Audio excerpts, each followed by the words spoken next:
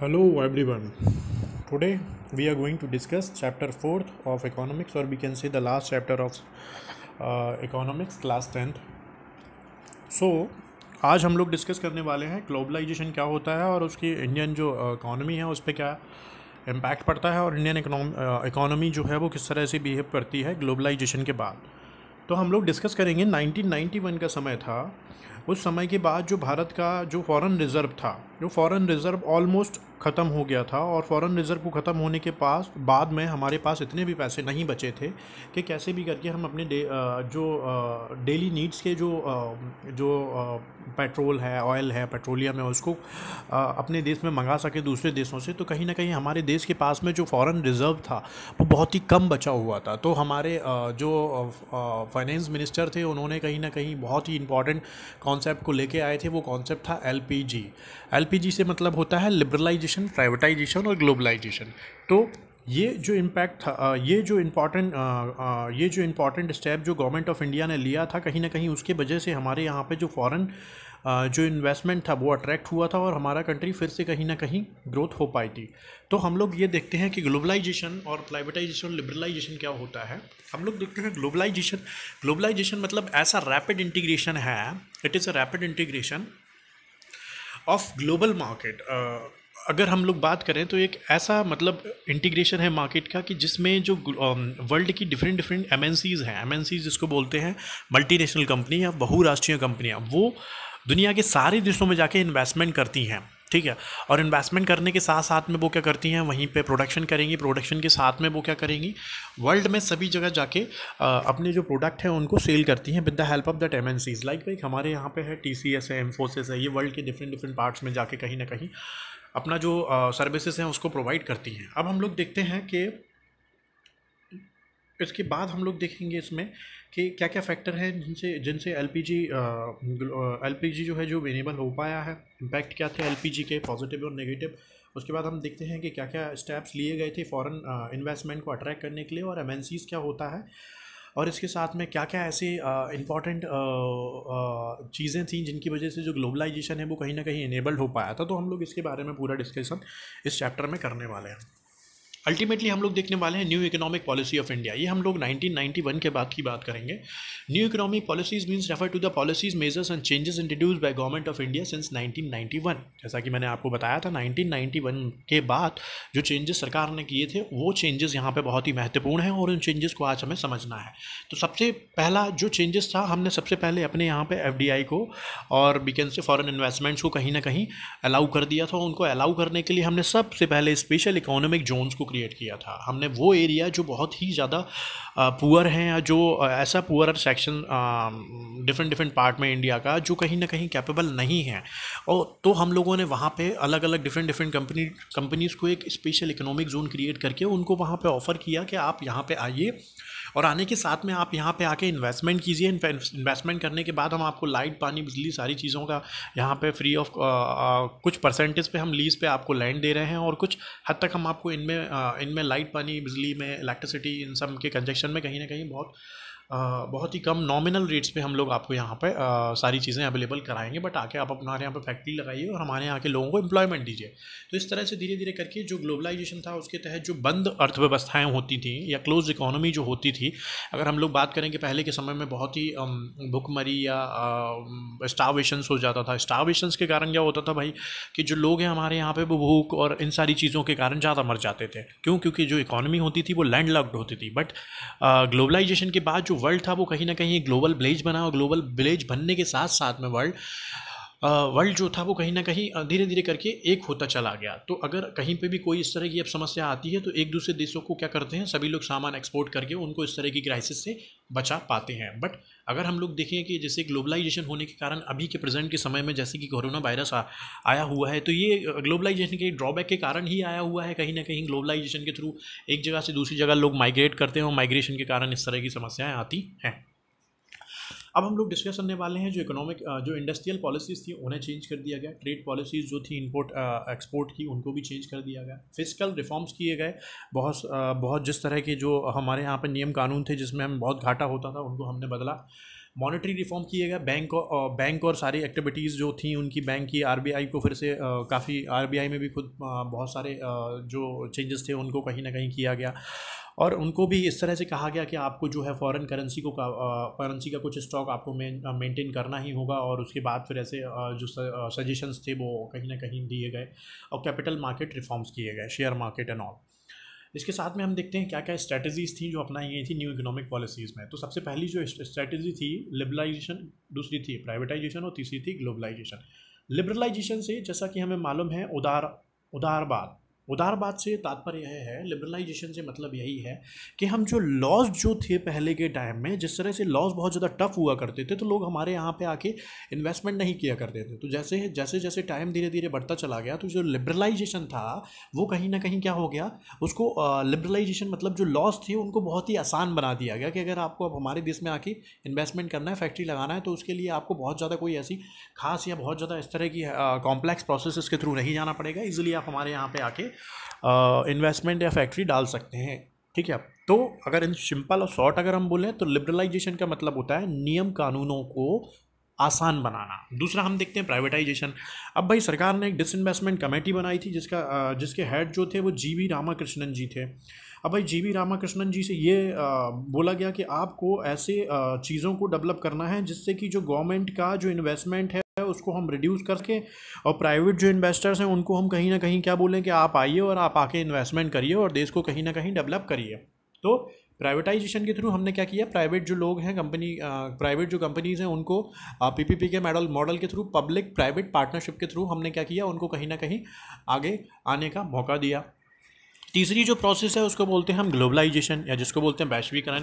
भाई हाँ, हम पहले के ज़माने में एक दूसरे के देशों में नहीं जाया करते थे, अब हमने जो विश्व के बाज़ार हैं उनको एकीकृत करके एक वैश्वीकृत गांव बना दिया, और गांव बनाने के साथ में एक ग्लोबल विलेज बनाने के साथ में हमने कहीं ना कहीं क्या किया कि जो हमारे जो देश हैं हमने सारे देशों को दुनिया के आपस में जोड़ दिया। तो जैसा कि भाई हाँ, यहाँ पे डिफरेंट एग्जांपल्स भी दिए हुए हैं प्राइवेटाइजेशन के। टेलीकॉम और एयरवेज को हमने प्रॉपरली पूरा का पूरा वो किया हुआ है, और ग्लोबलाइजेशन का यहाँ पे बताया ही है, interaction of our economy with the world economy. आपका जो इंटरेक्शन है वर्ल्ड की इकोनॉमीज़ के संग हमने क्या किया, कहीं ना कहीं उसको इंक्रीज़ किया। अब हम देखते हैं ऐसे क्या क्या फैक्टर्स हैं जो प्रमोट कर पाए ग्लोबलाइजेशन को। तो सबसे पहला फैक्टर क्या है, रैपिड इंप्रूवमेंट इन टेक्नोलॉजी। भैया धीरे धीरे करके आपका जो कंप्यूटर था, कंप्यूटर के बाद जो जीमेल थे, जीमेल के बाद आपके जो वॉइस मेल्स थे, इंटरनेट थे, मोबाइल थे, टेलीग्राफ था, फैक्स था, ये सर्विसेज धीरे धीरे करके इंप्रूव होती चली गई। और आज के टाइम में तो आप जैसे कि व्हाट्सअप भी देख पाते हैं, व्हाट्सअप के साथ साथ में आप ऐसे बहुत सारी चीज़ें हैं जो फैक्स और टेलीग्राफ इस तरह की टेलीपिजर्स, इस तरह की जो चीज़ें हैं उन चीज़ों के माध्यम से आप जो ग्लोबलाइजेशन है उसको बहुत ही आसान बना पाते हैं। दूसरा हमने क्या किया, लिबरलाइज़ किया। लिबरलाइजेशन हुआ किसका, liberalisation of foreign trade and foreign investment policies. हमने जो पॉलिसीज़ थी फॉरेन ट्रेड की उनको कहीं ना कहीं आसान बनाया कि भाई अब आसान जितना चीज़ें रखेंगे तो आसानी के साथ साथ में इंसान क्या करेगा, आपके यहाँ पे आके इन्वेस्टमेंट करेगा। तीसरा हमने क्या किया, pressures from international organisation such as WTO। अब भाई WTO का क्या कहना था कि आपको ज़्यादा से ज़्यादा लिबरलाइज़ करना है लॉ को, और जो इंटरनेशनल ट्रेड में जिस तरह का जो समस्याएं आती हैं, क्योंकि WTO क्या है, WTO वर्ल्ड ट्रेड ऑर्गेनाइजेशन है, इसको यह 1947 में एक्चुअली में बना था। इसको जब कहते थे GATT, तो उसका मतलब होता था general anti trade and tariff. इसका मतलब क्या होता था कि वो ऐसा इंस्टीट्यूट था जो दो देशों के बीच में, दो या दो से ज़्यादा देशों के बीच में ट्रेड के बैलेंस को क्रिएट करता था, कि मतलब किस तरह से जो ट्रेड है वो कहीं ना कहीं दो देशों के बीच में सुगम बना सके, मतलब बहुत ही ज़्यादा आसान बना सके, इसके बारे में यह कहीं ना कहीं काम करता था। और ये जनवरी 1, 1995 में इसका नाम बदल के विश्व व्यापार संगठन कर दिया गया। अब हम देखते हैं भाई कि वैश्वीकरण के या ग्लोबलाइजेशन के हमारे ऊपर इम्पैक्ट क्या थे। पॉजिटिव देखते हैं, it is increases in the volume of trade and goods and services. भाई कहीं ना कहीं गुड्स सर्विसेज की जो वॉल्यूम है, मतलब परसेंटेज है, उसको कहीं ना कहीं बढ़ाया। उसके बाद inflow of private foreign capital and makes possibilities of large fund. भैया प्राइवेट फंड्स आने लगे और साथ में क्या होने लगा, और पॉसिबिलिटीज़ बढ़ने लगी, ज़्यादा से ज़्यादा फंड आने की। हेल्प किया डेवलपमेंट में, और लेटेस्ट टेक्नोलॉजी के माध्यम से हम लेटेस्ट टेक्नोलॉजी के माध्यम से कहीं ना कहीं हमारे यहाँ पे डेवलपमेंट में बहुत ज़्यादा इंपॉर्टेंट रोल प्ले किया। हमने इनकरेज किया किसको, प्रोडक्टिविटी और प्रोडक्टिविटी को बढ़ाने के लिए, इफ़िशियंसी बढ़ाने के लिए और हेल्दी कंपटीशन को बढ़ाने के लिए। इससे हमें हेल्प मिली है कि volume of output, income, employment, हमने क्या देखा कि इससे हमें ग्लोबलाइजेशन के थ्रू हमें जो वॉल्यूम था आउटपुट का वो भी कहीं ना कहीं इंक्रीज़ हुआ है और लोगों को नौकरियां मिलना भी कहीं ना कहीं इंक्रीज़ हुई हैं। उसके बाद हमने देखा it has enable some large Indian companies to emerge as a multinational themself. और धीरे धीरे करके इस तरह से क्या हुआ है कि जो भारत की जो छोटी छोटी कंपनियां थी वो भी धीरे धीरे करके मल्टीनेशनल कंपनीज में बदलती चली गई। It has also created new opportunities for company providing services particularly those involving, ठीक है, वो कंपनियां जो इन्वॉल्व थी वो धीरे धीरे करके इन कंपनीज ने भी अपने आप को कैपेबल बनाया with the help of technology and all, और कहीं ना कहीं वो भी आज सर्विसेज प्रोवाइड कर रहे हैं। नेगेटिव हम देखते हैं, it will bring income inequality, और कहीं ना कहीं जो आय था, आय में ये लोग असमानताएँ, इससे आय में असमानताएँ होती थी। इट में leads to loss of autonomy, और स्वायत्ता का कहीं ना कहीं नुकसान होता था। स्वायत्ता मतलब ऑटोनॉमी का नुकसान होता था कहीं ना कहीं। It will increase the dependence on under developed countries, और कहीं ना कहीं इससे हमारा ये भी लॉस था कि हमारी जो डिपेंडेंसी थी वो अंडर डेवलप्ड कंट्रीज़ के ऊपर इंक्रीज़ होती चली गई। It will increase competition, malpractices, और कहीं ना कहीं अगर हम बात करें तो इससे क्या हो गया, कंपटीशन बढ़ता चला गया और जो फ्रॉड और करप्ट प्रैक्टिसेस थी वो भी कहीं ना कहीं बढ़ती चली गई। इसलिए जैसे चाइना भी डंप करता है अपना सामान, उसके यहाँ पे जो ख़राब प्रोडक्ट होता है वो कहीं ना कहीं आप इंडिया में डंप कर देता है। इसलिए क्या हुआ कि चाइना से जो ट्रेड था उसमें हमने डंपिंग लॉज 90s के टाइम के बाद, और वीकेंड से 2000 के टाइम के बाद हमने डंपिंग लॉज बना दिए और उसमें फेयर एक वॉच रखते थे। अब हम लोग देखते हैं कि क्या क्या जो ग्लोबलाइजेशन है उसमें हम क्या क्या किस तरह से पूरे अपनी प्रैक्टिसेस कर रहे हैं उसको फ्री एंड फेयर बनाने के लिए। तो हम देखते हैं fair globalisation refer to the situation which create opportunities for all and ensure that its benefited are properly shared by the every country. Government can take following steps to ensure the achieving fair globalisation. तो भैया सरकार के माध्यम से सरकार ये चाहती थी सभी देशों की कि भैया कहीं ना कहीं हम जो वैश्वीकरण है उसको सुगम बना सकें, और वैश्वीकरण से हम सब देश के सभी वासियों को नौकरी और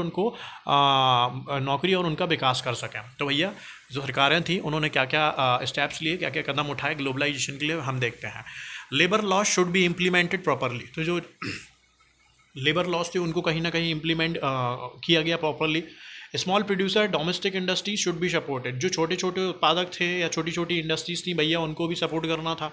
use trade and investment various efficiently. भैया जो चाइना ये करती है, चाइना जिस तरह से आपके ऊपर जो सामान की बाढ़ आ जाती है क्योंकि वो सामान वहाँ पे यूज़लेस होता है और यहाँ पे वो लोग अच्छे से पैक करके भेज देते हैं। तो भैया उसमें भी सरकार ने क्या किया, डंपिंग लॉज बनाए जिसको हम कहते हैं ट्रेड बैरियर। अब भाई क्वेश्चन यहाँ पे एक बनता है कि ट्रेड बैरियर होता क्या है। ट्रेड बैरियर मतलब एक ऐसा टैरिफ बैरियर, हम एक ऐसा ट्रेड बैरियर, हम ऐसी एक रोक लगाते हैं जिसके तहत हम जो ख़राब सामान हमारे यहाँ पे आता है तो उसके लिए हम नियम कानून बना देते हैं कि भाई आप ऐसा नहीं कर सकते, आपको इस चीज़ के लिए आपको हमारे यहाँ पे आपको बैन भी किया जा सकता है। जो भी कंपनी इस तरह की एक्टिविटीज़ हमारे यहाँ पे कर रही होती है उसके लिए।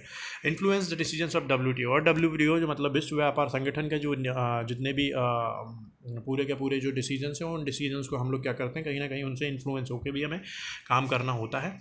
Steps to attract the foreign investment. हमने भैया पहले ही इस चीज़ को डिस्कस कर लिया था कि हमारी जो गवर्नमेंट है उसने स्पेशल इकोनॉमिक जोन्स बना के दिए हैं, बना के गए, जिसमें हम लोग क्या करते थे, वर्ल्ड क्लास फैसिलिटीज़ मैंने पहले ही बता दिया था, पानी, लाइट, ट्रांसपोर्ट, इसको डेवलप करते थे। सरकार क्या करती थी, फ्लेक्सिबिलिटी देती थी लेबर लॉज में, और अट्रैक्ट जिससे फॉरेन जो इन्वेस्टमेंट है वो कहीं ना कहीं अट्रैक्ट हो सके क्योंकि उन्हें यहाँ पे लेबर बड़ी चीप मिल जाती थी और ज़मीन फ्री में मिल जाती थी। Remove trade barrier. Trade barriers जो लगा के रखे थे भैया उनको भी थोड़ा कहीं ना कहीं थोड़ा रिड्यूस किया गया। और रिस्ट्रिक्शंस, कोटास और रेगुलेशंस, जो जिस तरह के नियम कानून बना के रखे थे जिससे समस्याएं होती थी कि उन कॉम्प्लेक्स प्रोसेसेस के थ्रू, तो उनको कहीं ना कहीं रिड्यूस किया गया। और इस तरह से जो ग्लोबलाइजेशन के थ्रू जो फॉरेन इन्वेस्टर थे उनको अट्रैक्ट करने की कोशिश की गई।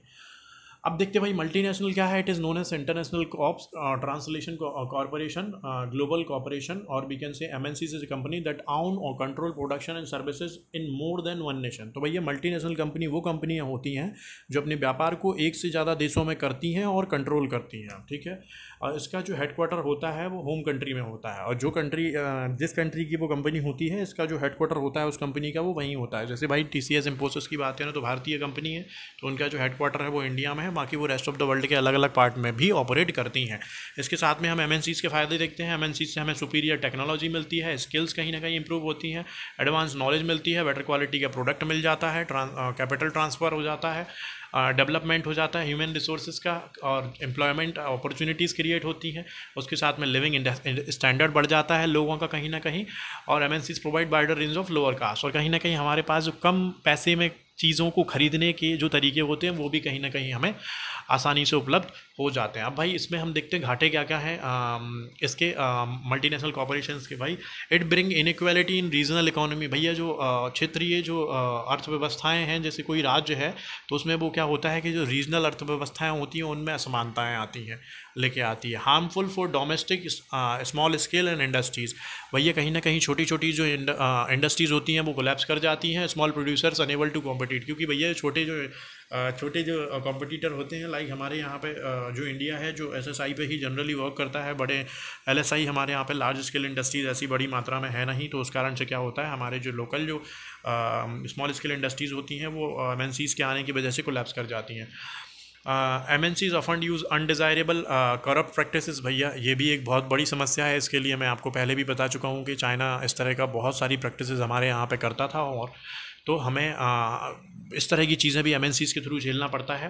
MNCs has only on profit motive and not concern with an overall economy development of the host country. भाई जिस देश में भी वो जा रही हैं उनको कोई मतलब नहीं होता है उस देश की कंपनियों से, उनका सिर्फ एक ही मोटो होता है, to earn more and more profit. जो कि जैसे कि हमारे यहाँ पे भाई अंग्रेज आए थे, तो अंग्रेज़ों का सिर्फ एक ही मोटो था जिसको हम बोलते थे मार्केंटलिज्म।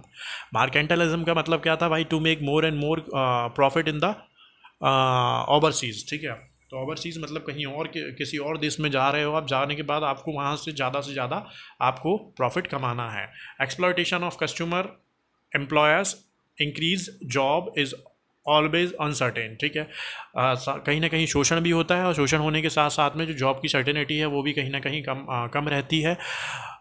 तो आई होप आपको ये पूरा चैप्टर समझ में आया होगा कि ग्लोबलाइजेशन क्या होता है, ग्लोबलाइजेशन में न्यू इकोनॉमिक पॉलिसीज़ क्या क्या आई, उसके बाद जो फिजिकल जो इश्यूज़ थे उनको किस तरह से डील किया गया 1991 के बाद।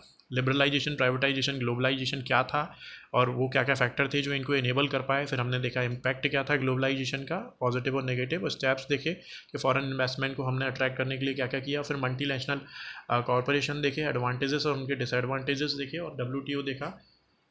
तो आई थिंक ये हमारा इस चैप्टर के साथ में हमारा CBSE के चारों चैप्टर ऑलमोस्ट हम लोग कंप्लीट कर चुके हैं। तो आई होप आपको ये चैप्टर समझ में आया होगा।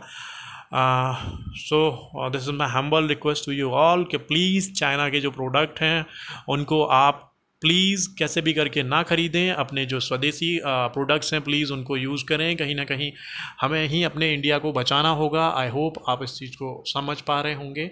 Thank you so much. जय हिंद, जय भारत।